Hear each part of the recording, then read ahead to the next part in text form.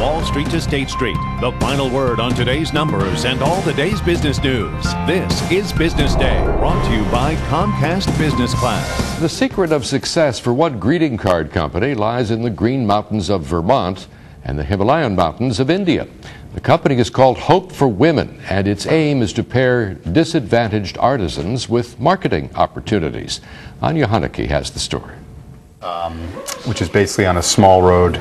15 years ago, Evan Goldsmith took a trip that would change not only his life, but the lives of women halfway across the world. He lived and worked in the Himalayas of India and ended up meeting a group of artisans crafting handmade greeting cards. I kept sending cards home. People loved them and said, we should do something about this. The problem was the women had no access to a market for their products. As a result, they were making very little money for their hard work. So Evan returned to the U.S. with a plan. He started an organization in Burlington, Vermont called Hope for Women to provide the women with a marketing resource. Perfect. That's awesome. A year and a half ago, with the help of his father, a New York businessman, he brought these fair trade, environmentally friendly cards to the retail market. And the rest, as they say, is history. It almost is developing a life of its own.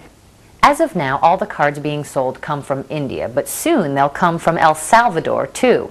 Hope for Women has just signed on with an artisan group there, so come July, these cards will be available in stores as well. Right now we're in over 500 stores across 47 states. Including natural foods giant Whole Foods. Scribbles, a stationery store in Burlington, is another retailer.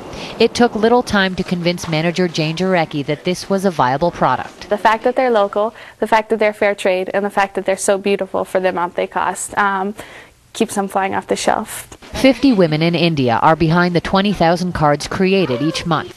The cards are crafted using paper made from recycled cotton rags, vegetable-based ink, and pressed flowers, and are packaged in compostable plastic. We're trying to be as complete a package as possible, so it leaves very few reasons for someone to say no. It's not meeting certain criteria. This is a real marketing niche, and being green and being as fair trade as one can possibly be is going to be something that is going to have a lot of legs. The greatest thing of all, of course, is to be doing something I think that's going to make the world a better place. Better for sure for these women, Evan says, many of whom were barely making minimum wage. An ability to make 5 to 7 times that per day, which really translates into an ability to put a child into school, to have medical security.